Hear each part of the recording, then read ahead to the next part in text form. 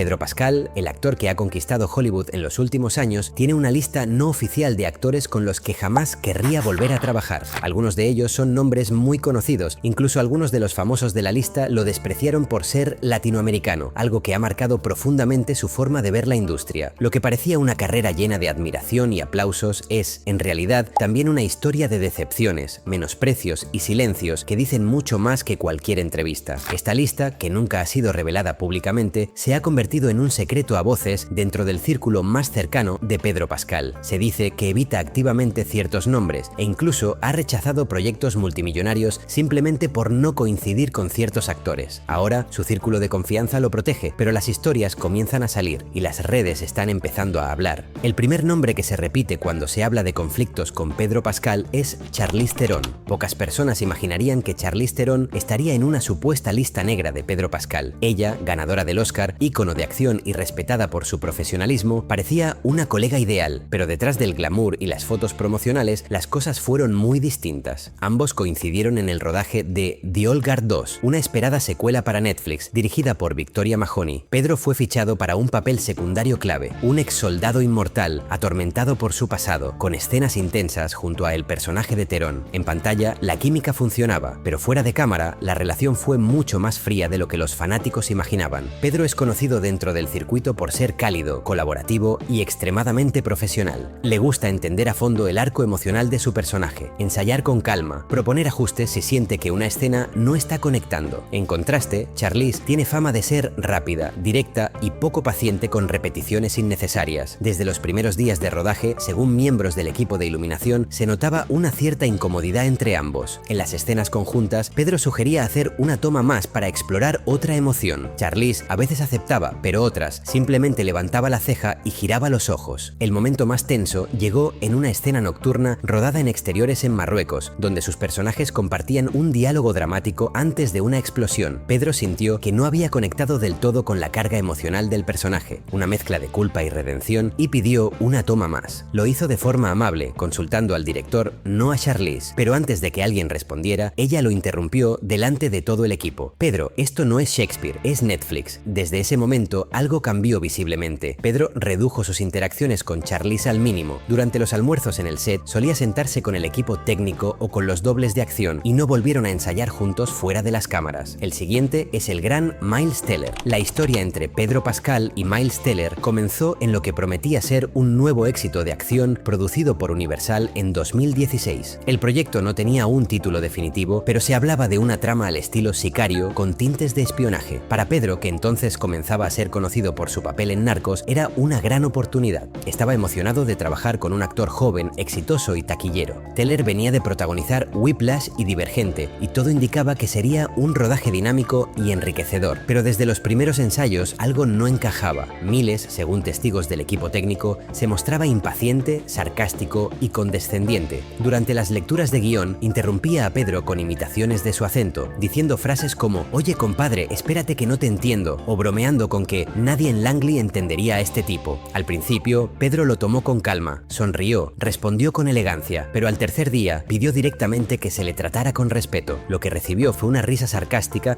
y un comentario humillante. En un descanso, delante de varios miembros del equipo, Miles soltó en voz alta: «¿Y este quién se cree? ¿Antonio Banderas?». El silencio en el set fue inmediato. Algunos se rieron nerviosamente, otros bajaron la mirada. Pedro, según un asistente de dirección, no respondió con enojo, sino con una calma helada. Se retiró del ensayo y al día siguiente solicitó hablar con los productores. Pidió que lo cambiaran de compañero de escena o al menos que lo reubicaran en otro arco narrativo del guión. La respuesta oficial fue que se analizaría, pero una semana después el proyecto fue cancelado. La versión pública hablaba de problemas de agenda y presupuesto, pero fuentes internas sostienen que la producción se desmoronó por la tensión creciente entre los protagonistas. El tercero es Mark Wahlberg. Si hay un actor que representa lo opuesto al espíritu de Pedro Pascal, ese es Mark Wahlberg. Mientras Pedro se ha forjado una carrera a base de sensibilidad actoral, compromiso emocional y humildad, Wahlberg es visto como un producto clásico del Hollywood musculoso, competitivo y dominado por la vieja guardia masculina. Ambos fueron convocados en 2018 para protagonizar juntos una cinta de acción con tintes políticos ambientada en Colombia, producida por un estudio importante y dirigida por un nombre respetado del thriller. El proyecto prometía unir fuerzas, Pedro como un agente de inteligencia latinoamericano y Wahlberg como su contraparte estadounidense estadounidense. En el papel sonaba perfecto, en la sala no tanto. Una fuente cercana a la producción reveló que, tras una sesión de lectura, Wahlberg fue escuchado diciendo en tono burlón: "No sé si el público va a conectar con este tipo, parece salido de una telenovela de Telemundo". El comentario, como suele pasar en la industria, llegó a oídos de Pedro Pascal por medio de asistentes de producción. Y aunque Pedro jamás confrontó directamente a Wahlberg, al día siguiente pidió retirarse del proyecto alegando conflictos personales con el enfoque creativo del film. En el puesto número 4 tenemos a Jared Leto. Ambos coincidieron en 2019 en el rodaje de una película experimental de ciencia ficción titulada provisionalmente Eclipse 2049, una coproducción internacional ambientada en un mundo distópico donde Pedro interpretaba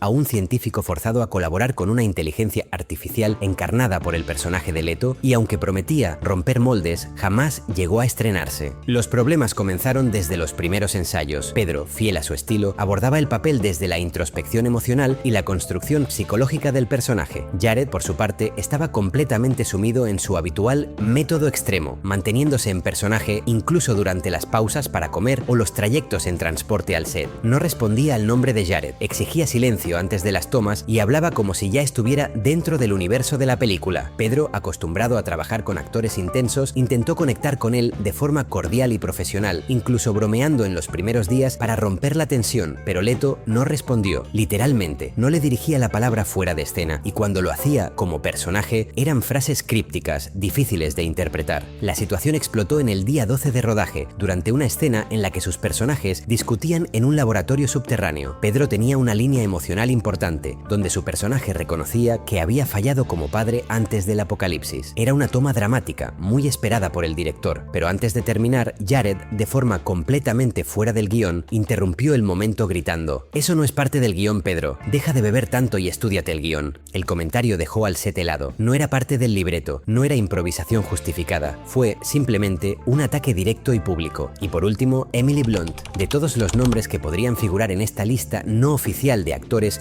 con los que Pedro Pascal evita trabajar, Emily Blunt es, sin duda, una de las sorpresas más inesperadas. Conocida por su versatilidad y sentido del humor británico, Blunt ha sido durante años una favorita del público y de la crítica. Sin embargo, su colaboración con Pedro en una comedia negra producida por Amazon Prime en 2021 dejó cicatrices silenciosas que aún no sanan. La película, originalmente titulada Knives in the Fog, reunía a Pascal y Blunt como una pareja disfuncional envuelta en una trama criminal absurda y sarcástica. La idea era innovadora: unir a dos talentos con estilos opuestos para generar una tensión cómica que atravesara toda la película. El guión era ácido, el tono irreverente y el reparto prometía, pero en el set las diferencias creativas se volvieron personales. Pedro, como siempre, se presentó con el personaje trabajado a fondo. Llevaba días analizando matices, proponiendo cambios sutiles en los diálogos e incluso conversaba con el director sobre ajustes visuales que ayudarían a mostrar mejor la evolución emocional de su personaje. Emily, por su parte, tenía una manera más directa y, para algunos, autoritaria, de enfrentarse al trabajo. Ensayaba poco, prefería improvisar líneas cuando lo sentía necesario y confiaba ciegamente en que el director tenía la última palabra. Según miembros del equipo, su actitud era de eficacia pragmática, pero poco abierta a la colaboración profunda.